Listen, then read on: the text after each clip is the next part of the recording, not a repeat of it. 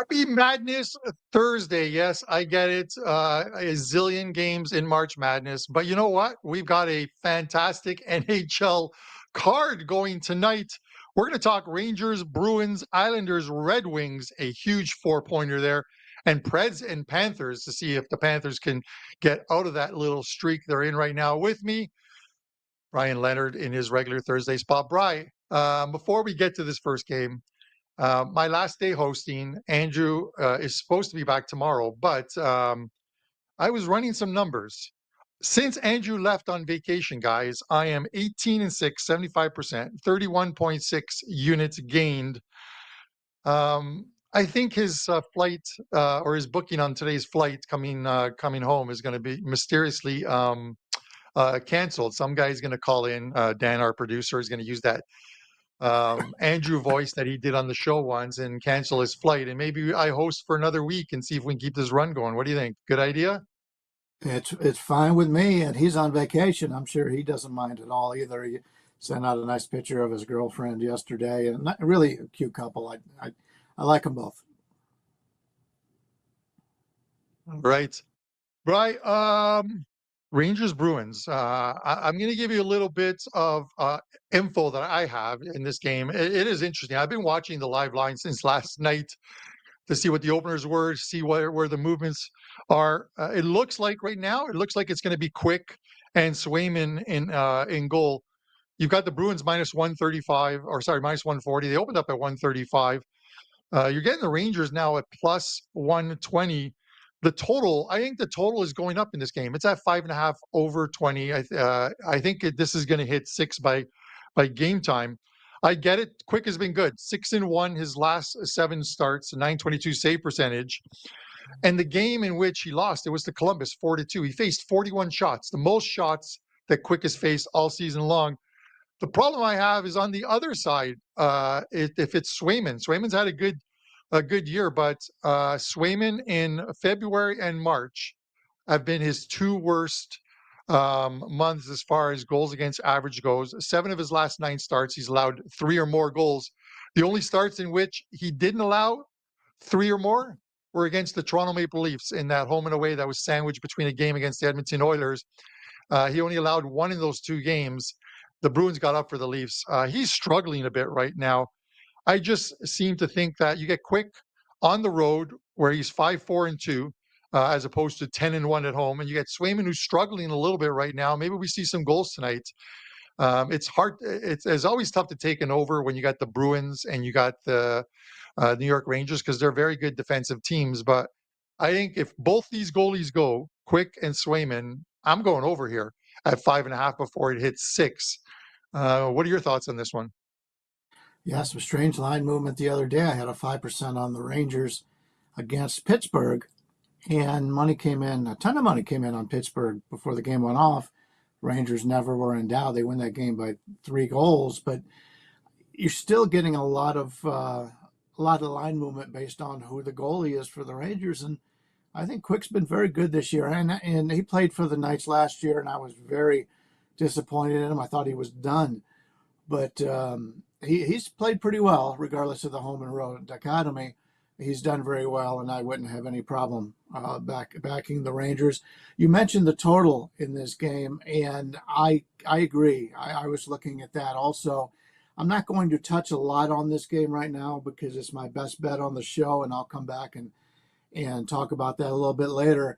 But I couldn't find any fault in going over here. You know, normally when you find 2 teams fighting for playoff position like this, it would be a lower scoring game. But these 2 teams have racked up some goals as of late, and I'll touch on that when I get back later. But I think you're on the right track. Yeah, I'm looking, like I said, and guys, the live lines at WagerTalk, it is an absolutely free service. Everything's color coded, so you can tell which lines are moving, how long ago the lines moved. And it's a great tool, and it's absolutely free. There are services out there where you've got to pay for them. You're getting it for free here.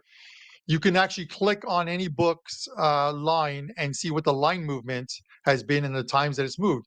So and speaking of this Rangers and Bruins game, and we'll see where it goes once starting goalies are confirmed for this, because I'm sure if it's Shesterkin in goal, people are going to give him much more respect, and that line stays at 5. But I'm seeing or 5.5. I'm seeing like it go from 115 to 120. I'm seeing some books at 25, and Circa is the only book right now that has gone this morning to a flat 6, where you're paying a little bit of juice on the under. So that's usually the next step when you go from 5.5 minus, let's say, 25 cents on the over, you go to 6, 20 cents on the under. That's usually the next line movement. So we'll see.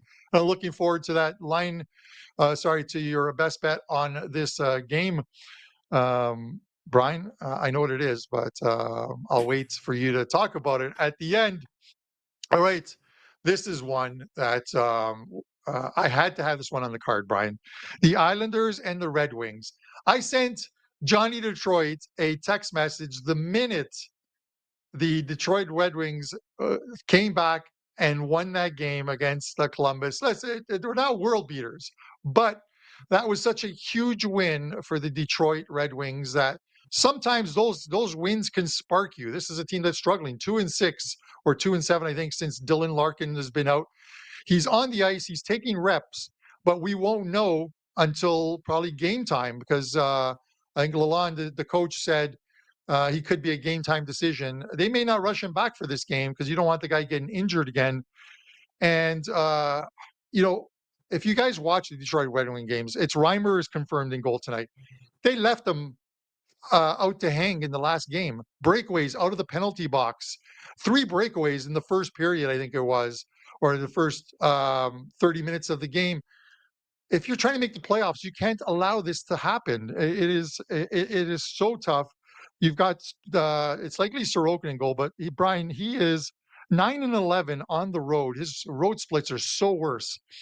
3.29 goals against average, 903 save percentage, not the greatest.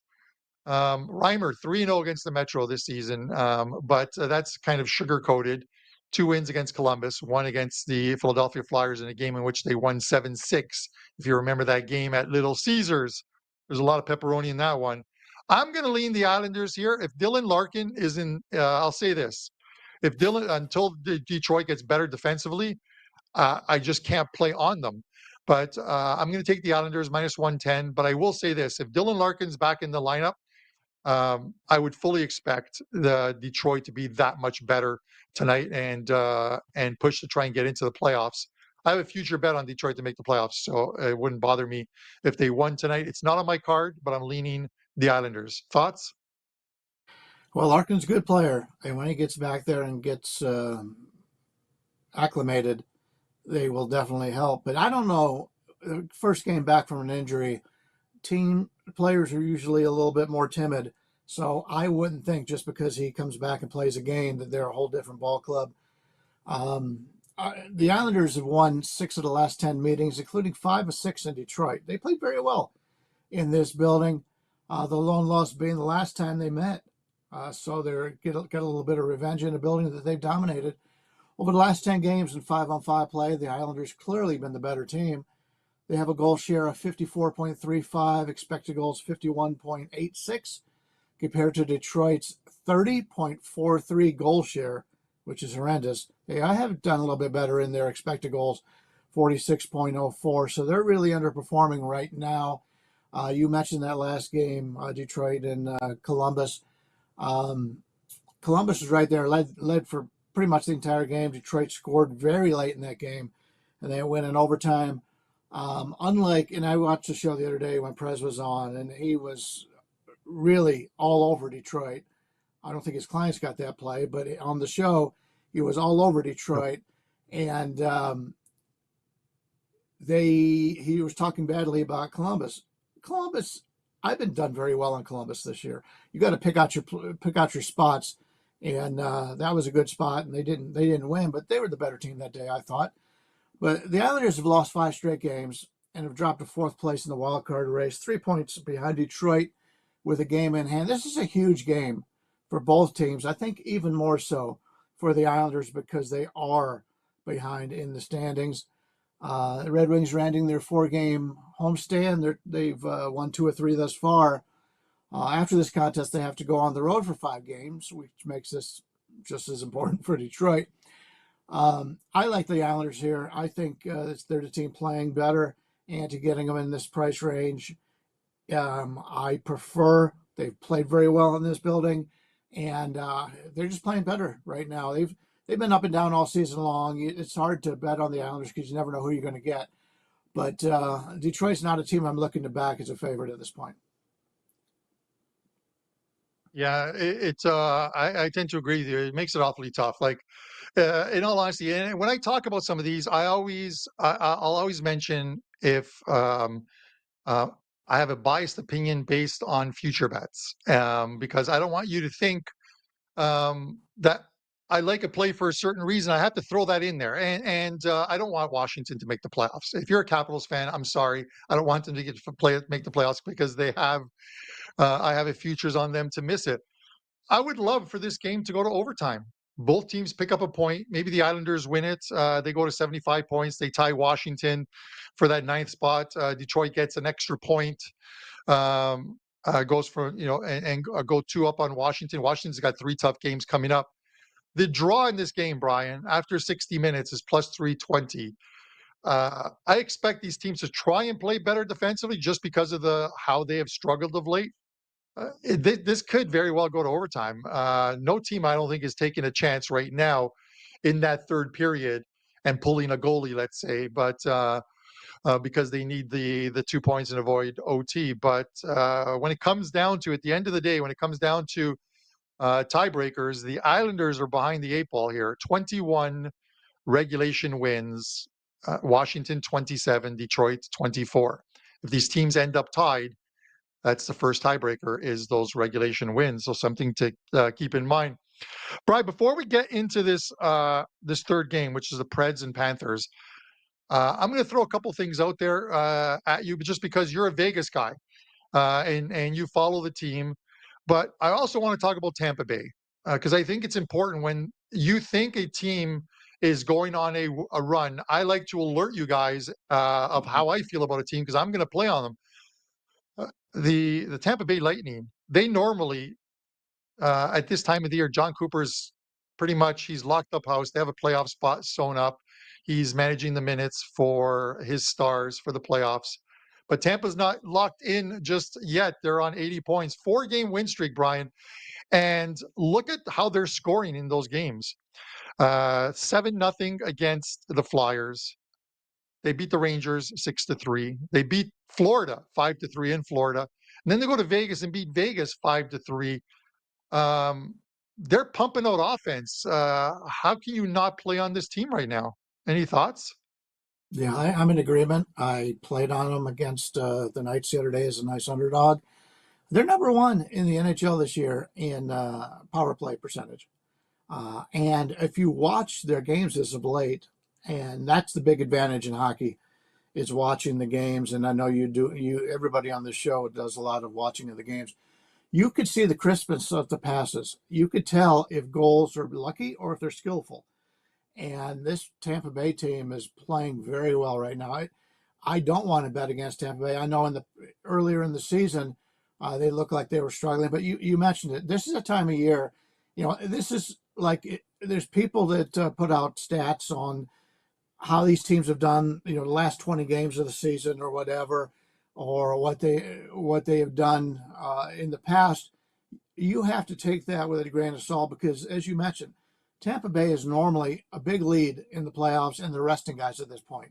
Right now, they're not, and they had to play catch up this year. And I think we may be able to get some value in that regard for Tampa Bay. I'm looking to bet on them. It all depends. Obviously, it all depends on the game and the line and all. But yeah, they're one of the teams that I have circled right now. And I'm not a guy who circles teams to bet on for time and time again. I'm looking for value on that team right now. And I think, based on the current lines, as long as we continue to get that value, I'll be on Tampa Bay. Yeah, some very good points there, Brian. And you can't take the whole season, the season as a whole, because we see teams, and Florida is who we're going to talk about next, is a perfect example of last season. As a whole, the Florida season wasn't a great one. You take them in the last month of the NHL season, and they went on a run. Teams get onto runs. St. Louis, when they won the Cup, were on New Year's Eve, I believe, were last in the NHL overall. And of course, they bring in Jordan Binnington from the minors, and he becomes the next Vezina trophy guy, and the way he played, and they just went on a run. They started winning games. I think it was a 13 or 14 game win streak, put themselves into a playoff spot, and then they just kept motoring along. Teams get on runs. It's kind of what like Nashville is doing, and that's Mhm. what we're going to talk about now is the Predators in Florida. Nashville is putting a run together. I'm going to talk about this one, and then we're going to talk about Vegas right after it as well too, because there's some interesting odds on Vegas, not in this game, but playoff wise. But we got the Preds and the Panthers. We got the Panthers off 2 straight losses. They are minus 170 tonight. Opened at minus 185. So some money has come in on the Preds. Bobrovsky is confirmed.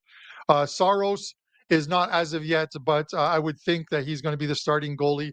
Plus 145 on the Preds. This is a line that opened up at 6.5. I couldn't grab it. It was gone before I could bet it. I was going to take the under, and now the under is 6. I'm still leaning under, Brian.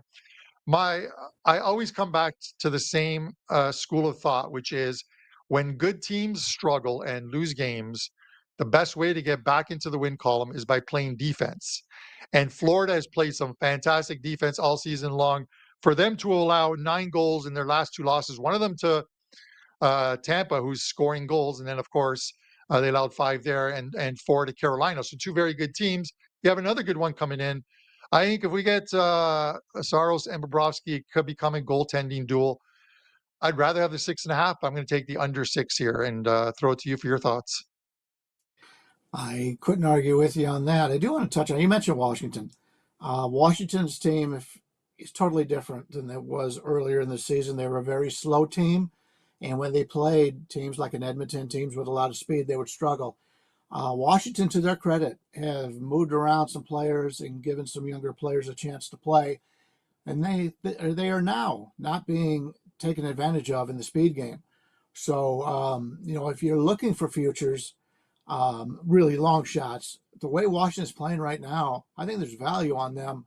Once they get into the playoffs, they've got a lot of experience, but that's a team. If you're looking for a real long shot in the NHL players, I think Washington's got a chance here. It's not good news for you in your future, but they're playing a different type of ball or hockey than they did earlier in the season. But getting back to the game we're talking about right now, Nashville and Florida, these two have split the last 10 meetings with the host winning 7 times. The Preds are 2-4 in this building. We're looking at the last 10 games on 5-on-5 play. We find Nashville with a whopping 71.74 goal share with an expected goal share of 59.57. Very good. Nashville's playing some great hockey right now. Florida only comes in with a 50 goal share, expected goal percentage 46.97 the last 10 games. And as hot as Florida's been for so long, we haven't seen these type of numbers out of Florida in quite some time. Now, is it because they're in a situation where they've got a lot of points stored up and they're right now resting a little bit? We'll have to see, but it's a little bit different Florida team as they've had earlier. The Preds have won 6 of 8 games in March, including 3 of 4 on the road.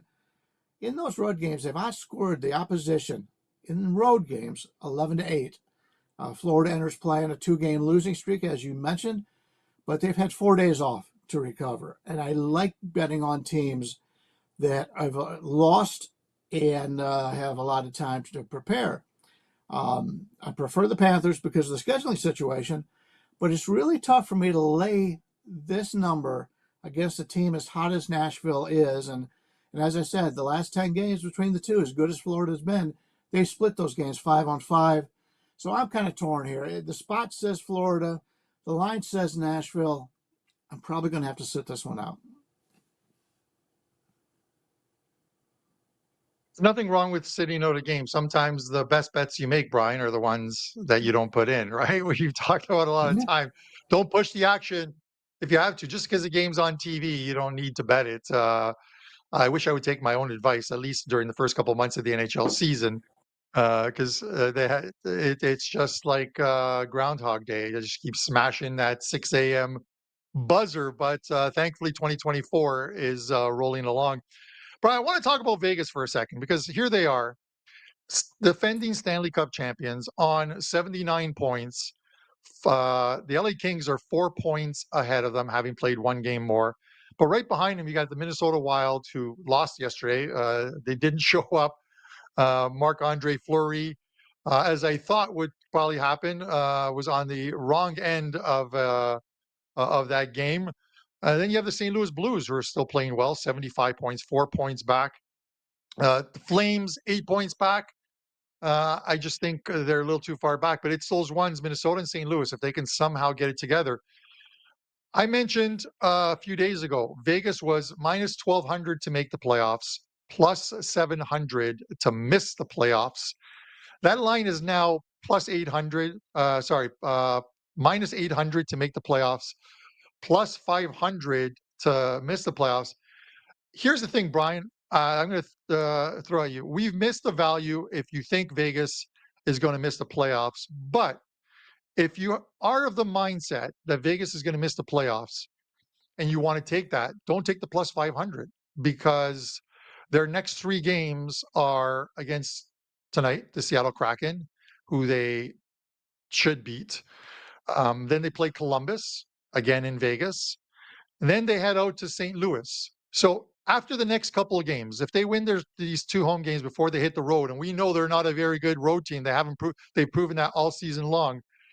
2 wins will push that price back up to like minus 1,200 to make the playoffs, and probably plus 700, plus 800 to miss the playoffs. Their schedule after that, Brian, and we talked about the road games for them, but they'll play the St. Louis Blues in St. Louis, pure 4-point game. Then they're at Nashville, they're at Winnipeg, they're at Minnesota, home to Vancouver. That's a tough slate of games. And then they still have games against Edmonton, Vancouver, Minnesota, Colorado. There's no easy ones on their schedule other than some of the Arizona games. Would you wait? Is my question. It took me 5 minutes to get to the question of would you wait? I would not wait because I'm not convinced they're going to win these next three games, or at least two out of the three. Seattle's obviously not playing well. They just had a 5-game homestand, lost them all. Now they go on the road. That's normally a time I want to play on a team. If you're not playing well and you're getting away, I think that's a bonding experience for the team. Only problem is Vegas has dominated them. I believe they won 8 out of 10 meetings in the young time they've been together. And Columbus, I talked about them a little bit earlier. They've played very well against Vegas in the past. They give Vegas a hell of a time. And as good as Vegas has been over these years, and as bad as Columbus is one of the teams that's had their number. And St. Louis is a team I think is still alive for the playoffs. They're playing very well. And you mentioned the Wild yesterday. Unfortunately, that was my only play I had was the Wild, and it was a no-show. But I bet on the Wild game before that and won. But yeah, they're a team that I think is playing pretty good hockey, although yesterday they didn't show anything. So I'm concerned about Vegas. They did play a little bit better against Tampa, and as I said, Tampa was very crisp in that game. I believe you had the over in that as a play, and that was a clear over, as both teams really looked a lot better offensively. But yeah, until Vegas comes out and plays a full game, I can't get behind them. If I could get that 600 right now, if it was still there, I would bet it. 500, I'd lean that way. We only checked a few different offshores to see what was there, but if you can find that number that we talked about the other day, the plus 600 on Vegas not to make the playoffs, I'd play it at this time. Yeah, I'm likely going to wait at least until after tonight's game because you know, spoiler alert, my show best bet is going to be on um, a certain way for Vegas to win tonight. We know how we're going to go with that one, but I will say this: Pietrangelo. We talked about this just before the show, Brian. He missed the game against Tampa Bay with an illness. We don't know what the illness is. Still, as of this morning, with their beat reporters, there is no news whether he's going to play or not. Haig jumped into that line with Hannafin. Haig's good, but it's a drop off from Alec Petrangelo. But with that said, I think the more disturbing thing for the Vegas Golden Knights, since the All-Star break, they are 6 for 45 on the power play. That's not a good number. So for a team that has some pretty good players on it, and I get it, Mark Stone missing, but Jack Eichel needs to rally the troops on this team, Brian. 6 of 45 is not a good number. Any way you spin it. I agree. And Eichel last game, he tried to take more of an offensive stand. A lot of times he would be passing the puck, and he was trying to change his game a little bit, be more aggressive. Keep that in mind if you're looking to play player props. Normally, he's a guy who prefers to pass over the shot. The way he's played last game, it wouldn't surprise me if he's trying to take more responsibility. So if you're looking for something in that game, maybe an overshot attempt for Eichel, I think, is a pretty good bargain. Awesome. I'm going to answer quickly a question that was asked earlier, but normally with Andrew hosting, I can answer some of the messages in the chat. Someone's like, who's in charge of the registering the shots for the shots on goal? Because I had William Nylander yesterday, and it's frustrating because you see shots that are on goal, but then there might be a slight deflection, slight tip, and you see in game the numbers are getting corrected. You see him go from like 4 down to 2. I saw one go the other way where I had a player over 4.5, and he went from 3 to 6, and I'm like, I didn't even see him register a shot. So Nylander stayed at 3 yesterday. He set up Tavares, kind of like what you're talking about, Eichel. That's what brought it to my head, Brian. He's in front of the goal. He could have shot, but he had Tavares off to the side, passes to him. That's the 7th goal for the Leafs, I think, in that game. And he stayed at 3 instead of 3.5. So I lost that shot prop on as the show best bet. And speaking of show best bets, it's March Madness, Brian. I know you are a very good basketball capper as well as hockey. Tell us what you got going on over at WagerTalk and give us a show best bet. Yeah, college basketball has been very good for us the last couple of years. Other than hockey, baseball, those are the two that I've made most of the money on. But yeah, college basketball has been very good the last couple of years. We have 3 plays up in college basketball for Sweet 16 action today. I also have 2 plays up in hockey, including a 4% play. The 2 plays I have, we did not discuss on the show. So normally I try to give you something that I played. This is a game that just didn't quite make it for my best bet. But yeah, you can get everything today for the $39 for the one day. You can get $25 for my 4%, or you can get everything in college basketball and both the hockey plays for $39. Been red hot since the month of November. We're up about 70 units in net profit. Eliminated a lot of the things that didn't work, and it's been very good since the month of October. I'm going to take a look at this Rangers-Boston game here for my best bet. Looking at the last 10 games, 5-on-5 play, we find the Rangers with a goal share of 57.58, expected goal of 44.92. So they're overperforming their advanced metrics, but they've done that all season long. Very similar to what Boston did last year. Boston was a team that outshot their metrics all season long, and it never turned until they got to the playoffs, which is a different ballgame. But Boston has a goal share of 58.14, expected goals 54.95. So both teams playing pretty well. Rangers are on a 7-3 run on the road. They're playing very well away from home. Last 4 games overall, New York, as you mentioned, have produced 6, 7, 11, and 9 goals. The Rangers right now are a scoring machine, which is one of the reasons why we kind of talked about the over when we went through this the first time. Including today, the Bruins will have played 7 of 8 games at home. So you always have to take that into account. Just about every team plays a little bit better at home than they do on the road. They're off back-to-back high-scoring affairs with Ottawa and Philadelphia. And after this contest, they head on the road for 6 games. These clubs have split the last 10 meetings, and the hosts are winning 5 out of the 10. So there's really not much of an advantage for being the home team here. I like the Rangers and the way I'm going to get to play them because we talked about the way they've been scoring. I'm going to play the team total for the Rangers. Over 2.5 at -130. Instead of playing the Rangers on the money line, I feel better that they're going to score three goals here. against Boston, and both teams right now shooting pretty well and scoring some goals. So it'll be a bit different than what I would have been expecting if about 2 or 3 weeks ago with the intensity of this game. I like this game over. Let's play the Texas Rangers. Got baseball in the mind. Dodgers lost yesterday, by the way. 1-1 now in the season. The Rangers team total over 2.5 minus 130. I know March Madness, baseball around the corner. Otani, the Otani uh, Gambling situation. gambling rumors or what have Yep. you, a situation, whatever you want to call it. I want to know who his book is. I know who when Evander Kane was caught up in that betting one. I have a friend who used the same bookie as him, so I wish I'd known the place because the guy lost like $7-8 million. Man, I would have loved to have been on the other side of those ones.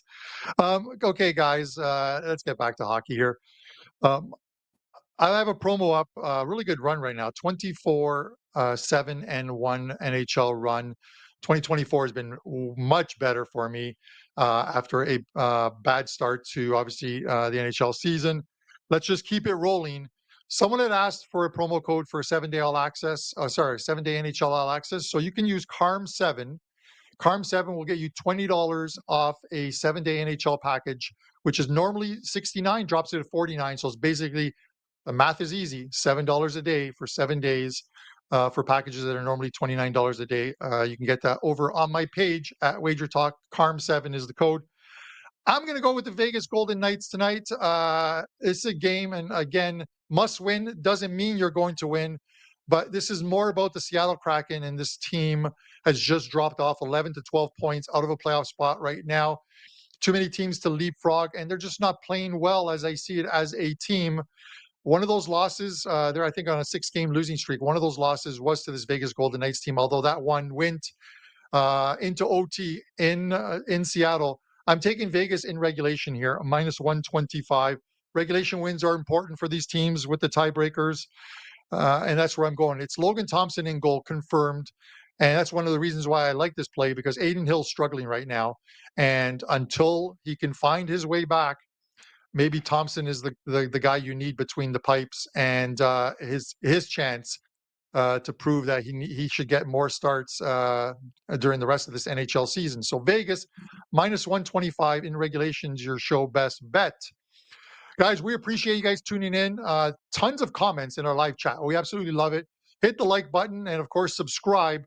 And when this video is posted, drop a comment in the comment section below. Let us know. It's a huge slate. Let us know what your best bet is, anything you want covered on future shows, and we will do it. But for now, for myself, Brian, and Dan in charge of production, great audio today, guys. We're out. Enjoy March Madness. It starts in less than 40 minutes. We'll see you tomorrow. Andrew and Andy Lang in the chairs tomorrow.